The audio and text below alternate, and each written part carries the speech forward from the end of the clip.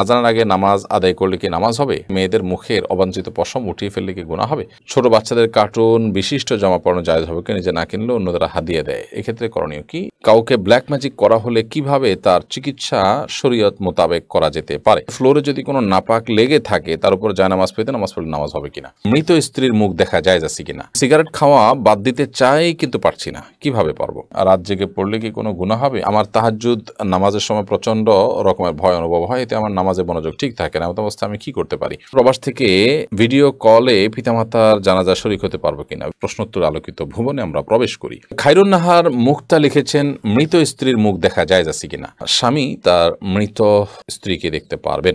এমন নাজুল বলেছেন, মোবাইল দেখে কোরআন মজিদ পড়লে খতম দিলে গুনাহ হবে কিনা? মোবাইলে দেখে আপনি কোরআন পড়ে পড়ে খতম দিয়েছেন, কোনো অসুবিধা নেই। ছাপা কোরআনে খতম দিলে শুধু খতম হবে এরকম না, এখানেও খতম দিলে সওয়াব হবে। শাকিল লিখেছেন, আকিকা না দিলে কি গুনাহ হবে? আকিকা না দিলে গুনাহ হবে না, যেহেতু এটি মুস্তাহাব।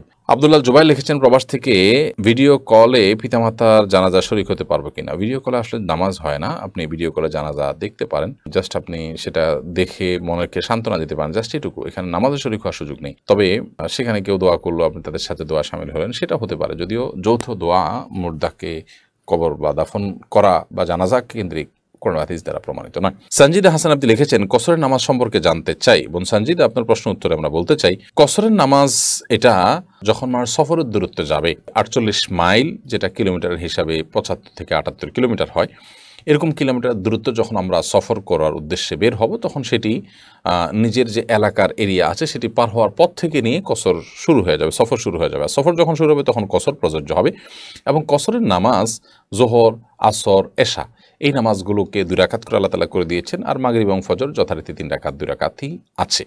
সুন্নত নামাজ সেখানে সফরের মধ্যে পড়া আবশ্যক নয়, তবে কেউ যদি পড়েন তাতে তার গুনাহ হবে না, বরং মক্কাতে, মদিনাতে, গুরুত্বপূর্ণ কোনো জায়গাতে কেউ যান, সেখানে যদি তিনি সুন্নত নামাজ পড়েন, তাহলে সেক্ষেত্রে সেটি তার অতিরিক্ত সওয়াবেরও কারণ হবে ইনশাআল্লাহ বিদিনা, যেহেতু সেখানে ইবাদতের আলাদা সওয়াব ফজিলত রয়েছে। তবে এমনিতে কসরের সফর চলাকালীন সময় সুন্নত নামাজ পড়া যে গুরুত্ব সেটি আর থাকে না। সাদিয়া রহমান আপনি লিখেছেন, অহংকার থেকে নিজেকে কিভাবে মুক্ত রাখতে পারে? অহংকার থেকে মুক্ত রাখার জন্য বেশি বেশি সালাম দিতে হবে, আগ বেড়ে বেড়ে সালাম দিতে হবে, মানুষের সাথে কথা বলতে হবে, এবং টাকনুর উপরে পোশাক পরতে হবে, অর্থাৎ লুঙ্গি, প্যান্ট, পাজামা, যে পোশাকগুলো নিচে ঝুলে থাকে এগুলোকে টাকনুর উপরে পড়তে হবে। এছাড়া আল্লাহ তাআলার কাছে দোয়া করতে হবে, আল্লাহুম্মা জাআলনি ফি আইনি সগীরা ওয়া ফি আইনি নাসি কাবীরা, আল্লাহ আমাকে মানুষের চোখে আপনি ছোট করে দিন, আল্লাহ আমাকে আপনি বিনয়ী বানান। বিনয়ী মানুষদের সান্নিধ্য অবলম্বন করা প্রয়োজন এটার জন্য। ইমামিম মুবিন এই আইডি থেকে আপনি লিখেছেন, কাউকে ব্ল্যাক ম্যাজিক করা হলে কিভাবে তার চিকিৎসা শরীয়ত মোতাবেক করা যেতে পারে? কাউকে ব্ল্যাক ম্যাজিক করা হলে শরীয়ত সম্মতভাবে তার চিকিৎসা করার প্রক্রিয়া হলো যে কোরআনে কারিমের আয়াত দিয়ে তাকে ঝাড়ফুঁক করা, অথবা হাদিসে বর্ণিত কোনো দোয়া দ্বারায় তাকে ঝাড়ফুঁক করা, আজান ইত্যাদি ব্যবহার করা। এর বাইরে এমন কোনো প্রক্রিয়া অবলম্বন করা উচিত না যা নবী সাল্লাল্লাহু আলাইহি ওয়াসাল্লাম করেননি বা কোরআন হাদিস থেকে প্রমাণিত নয়। রিয়াদা সুলতানা আপনি এআইডি থেকে লিখেছেন, আমার স্বামী একজন প্রবাসী, তাই আমাকে একা থাকতে হয়। আমার তাহাজ্জুদ নামাজের সময় প্রচণ্ড রকমের ভয় অনুভব হয়, এতে আমার নামাজে মনোযোগ ঠিক থাকে না, এমন অবস্থা আমি কি করতে পারি? আপনার সাথে কাউকে রাখতে পারেন একাকী, যদি এরকম অসুবিধা হয়, যাতে করে আপনার ভয় দূর হয়। সেই সাথে লাইট ইত্যাদি জ্বালিয়ে রেখে আপনি ভয় দূর করতে পারেন। এছাড়া রাতে শোয়ার সময় যে আমলগুলো সেগুলো করে আল্লাহর উপর তাওয়াক্কুল করবেন যে আল্লাহ তাআলা আপনার জন্য যথেষ্ট। খুব বেশি ভয় ইমানদারকে পাইয়ে বসা, এটা ইমানদারের মধ্যে ইমানের দুর্বলতার প্রমাণ। কারণ আমি তো জানি যে আল্লাহ তাআলা সবকিছু নিয়ন্ত্রণকারী, তিনি হলেন আমাদের সর্বোত্তম কর্মবিধায়ক, তার হাতেই সবকিছু। অতএব আমি তার কাছে ইবাদতবন্দি করতে যাচ্ছি, অন্য কোনো কিছু আমার ক্ষতি করতে পারবে না, সে বিশ্বাসটা আমাদের থাকা উচিত। অনেকে আমরা জিন বা আপনার এই জাতীয় অদৃশ্য কোনো কিছুর ক্ষয়ক্ষতির আশঙ্কা এত বেশি করি, যেটা আসলে আমাদের ইমানের দুর্বলতাকে আরও বেশি প্রমাণ করে দেয়, সেটা হওয়া উচিত নয়।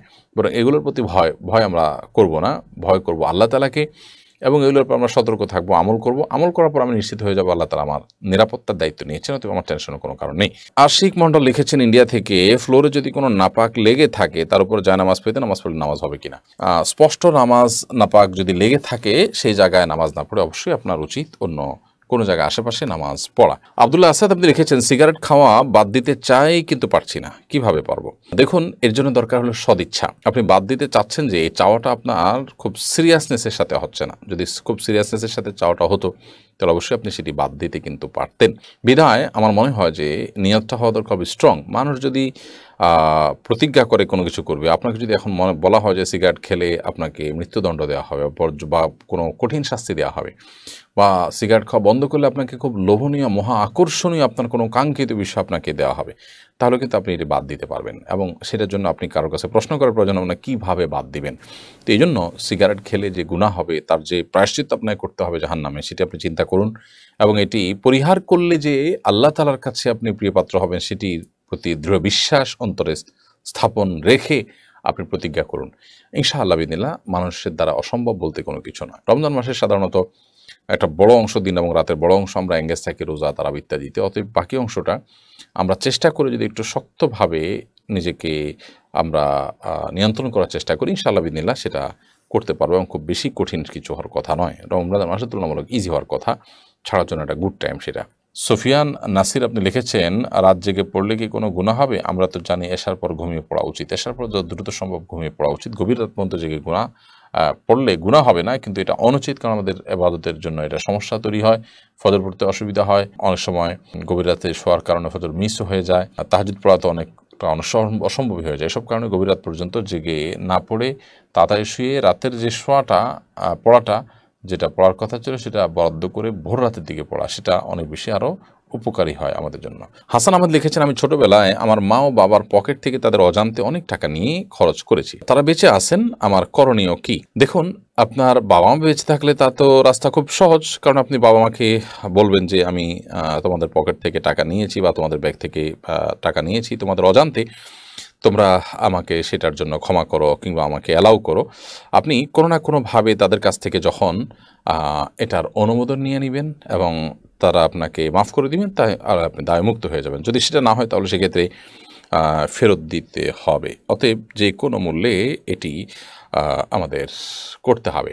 বাবা মা হলে যে তাদের সম্পদ আপনি যেভাবে খুশি সেভাবে ব্যবহার করবেন, তসরুফ করবেন কিংবা সেখান থেকে তাদের সম্পদ থেকে নিয়ে যাবেন এবং এর জন্য আপনার কোনো দায় বহন করতে হবে না, ব্যাপারগুলো কিন্তু সেরকম নয়। এরপরে অর্পিতা ইসলাম দীপা লিখেছেন, মেয়েদের মুখের অবাঞ্ছিত পশম উঠিয়ে ফেললে কি গুনাহ হবে? মেয়েদের মুখের অবাঞ্ছিত লোম যেটা ত্রুটি তার মুখের বোঝা যায় সেটা তুলে ফেললে গুনাহ হবে না। তানজিন ফাইজা মিম লিখেছেন, আজানের আগে নামাজ আদায় করলে কি নামাজ হবে? আজানের আগে নামাজ পড়লে নামাজ হয়ে যাবে যদি সেটা আজানের ওয়াক্ত হয়ে যায়, তারপরে হয়। নামাজের ওয়াক্ত যদি হয়ে যায়, তারপরে যদি হয়ে থাকে, ওয়াক্তের মধ্যে হয়ে থাকে, নামাজ হয়ে যাবে। সুমাইয়া তাসমিম আপনি লিখেছেন, ছোট বাচ্চাদের কার্টুন বিশিষ্ট জামা পরানো জায়েজ হবে কি? নিজে না কিনলেও অন্যরা হাদিয়ে দেয়, এক্ষেত্রে করণীয় কি? এই কার্টুন যেটা পরিষ্কারভাবে কোনো প্রাণীর অবয়ব বোঝা যায়, সব কিছুই আছে সেখানে, সেগুলোকে একটু ঘষা মাজা করে বা কোনোভাবে একটু পরিবর্তন করে তারপর পড়াবেন, বিশেষ করে ফেস টেস ইত্যাদি। কোনো অঙ্গ প্রত্যঙ্গ যেন বোঝা না যায়, 1-2টা অঙ্গ প্রত্যঙ্গ অন্তত অ্যাটলিস্ট মুছে দেওয়ার চেষ্টা করতে হবে। সেরকম যদি করেন ইনশাআল্লাহ বিদিনিল্লাহ, তাহলে সেক্ষেত্রে আর গুনাহ হবে না। আর যদি কার্টুন বিশিষ্ট জামা ইত্যাদি আপনি স্বাভাবিকভাবে পরান, আজকাল বাচ্চাদের জামা কার্টুন ছাড়া পাওয়া যায় না, ছবি ছাড়া পাওয়া যায় না, এগুলো সবগুলো শয়তানি ষড়যন্ত্রের অংশ।